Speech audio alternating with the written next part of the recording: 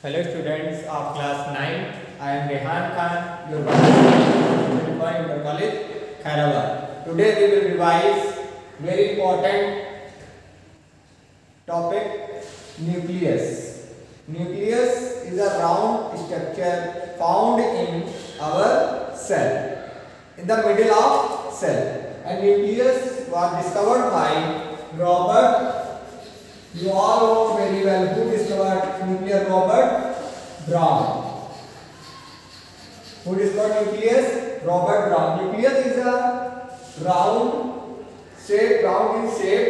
It is very important part of the cell.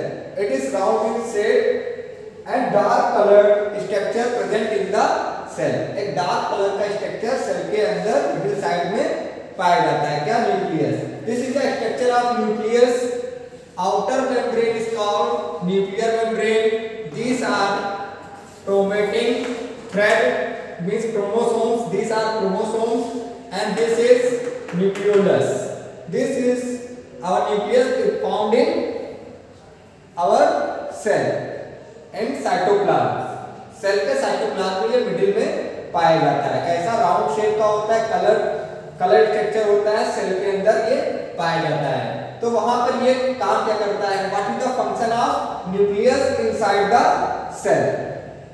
It perform very important functions of cell, because we all know all our activities are done in our cell. जो हमारी सारी activities हमारे cell के अंदर होती, सारी कहाँ होती है? सेल के अंदर पाई होती है. तो इसको कराने में कंट्रोल कौन करता है? न्यूक्लियस इसमें बहुत इंपॉर्टेंट रोल प्ले करता है. जैसे function of nucleus point function देखें, it is the controlling centre of cell. तो सेल का कंट्रोलिंग सेंटर कौन है? न्यूक्लियस है. मींस सेल के अंदर की एक्टिविटीज सारी हो रही हैं हमारे बॉडी के अंदर, क्योंकि our body is made up of sales.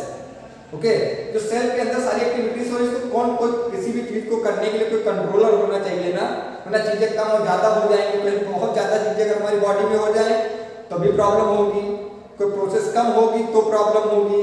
तो इसको बैलेंस रखने के लिए हमारी बॉडी में, बॉडी के सेल्स में क्या प्रेजेंट है? Nucleus. Okay, understand.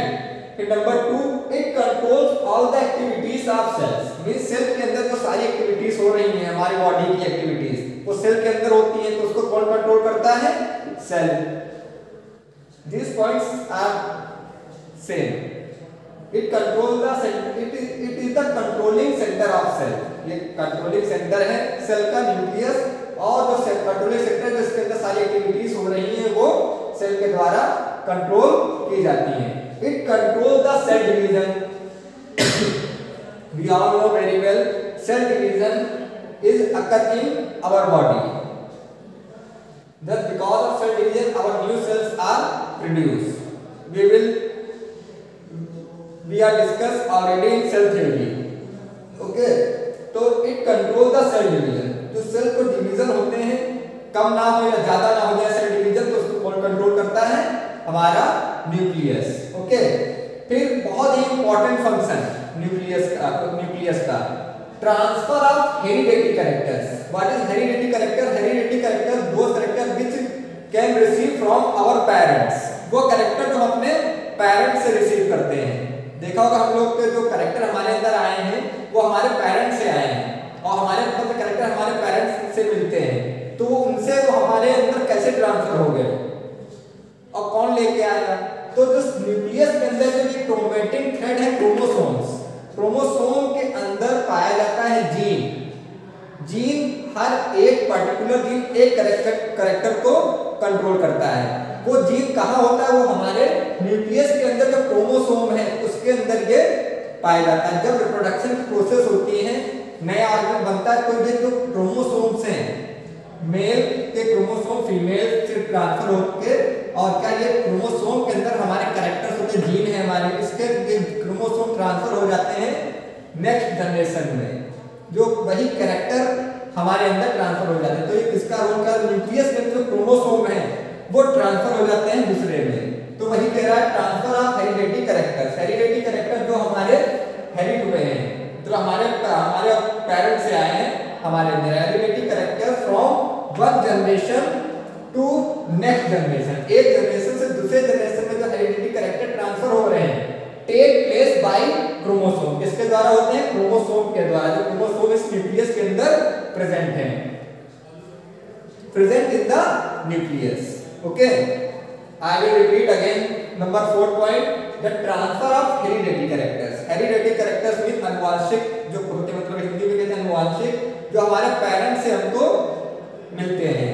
Transfer of heredity character from one generation to next generation take place by chromosome, chromosome के द्वारा होता है। क्रोमोसोम में क्या होता है? जीन होता है, स्मॉलेस्ट यूनिट ऑफ हेरिडिटी होता है जीन।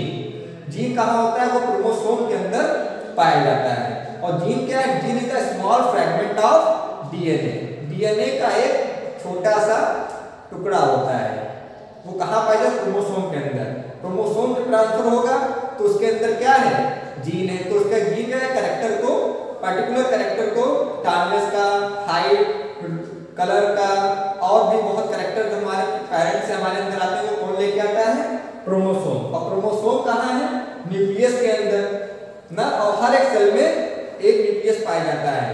ओके, लेकिन कुछ प्लांट्स ऐसे होते हैं जिसमें मोर देन वन न्यूक्लियस पाए जाते हैं। I am repeating again this point, function of nucleus. It is the controlling center of cell. You all know very well. It controls all the activities of cells. Okay. It controls the cell division. Okay. Transfer of hereditary characters from one generation to next generation take place by chromosome present in the nucleus. Okay. I hope you all understand very well. Thank you very much.